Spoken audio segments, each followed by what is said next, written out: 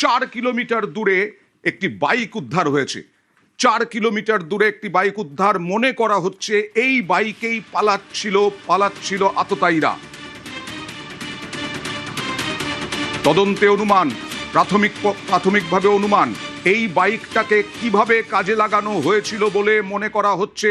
জিয়াউলের সঙ্গে কথা বলবো, তবে তার আগে আপনাদেরকে, এই বাইকে এসেই কি হামলা, এই বাইকে করেই কি পালিয়েছিল সন্দেহভাজন, এই বাইকে করেই কি পালিয়েছিল দুষ্কৃতীরা? ঘটনাস্থলের 4 কিলোমিটার দূরে মনে করা হচ্ছে, প্রাথমিক তদন্তে অনুমান যে এই বাইকে করে এসেই হামলা।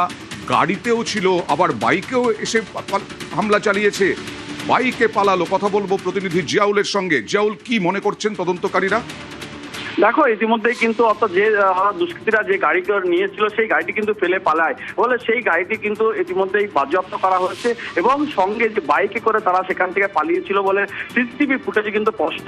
ফলে সেখান থেকে কিন্তু ইতিমধ্যেই 4 কিলোমিটার দূর থেকে একটি বাইক সেখান থেকে উদ্ধার হয়েছে। অর্থাৎ এটা মনে করা হচ্ছে এই দুষ্কৃতীরা এই বাইকে করেই কিন্তু সেখান থেকে চম্পট দিয়েছিল। ফলে একাধিক বাইক যেমন ছিল, কিন্তু এখনো পর্যন্ত একটি বাইকের সন্ধান কিন্তু পাওয়া গেছে। পুলিশ কিন্তু সেই বাইকটি উদ্ধার করেছে, কিন্তু এই বাইকে করেই যে এসেছিল সেটা কিন্তু একেবারে বলা যেতে পারে পুলিশ নিশ্চিত করেছেন। ফলে এই বাইকের থেকে, এই বাইকের নাম্বার কি ঠিকঠাক নাকি ভুয়ো?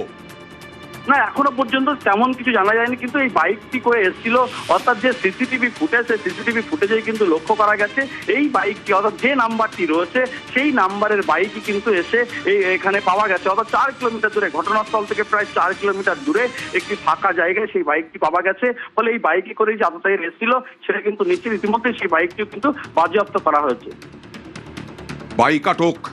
গাড়ি ফেলে পালানোর সময় কি এই বাইক ব্যবহার করা হয়েছিল? তদন্তে পুলিশ।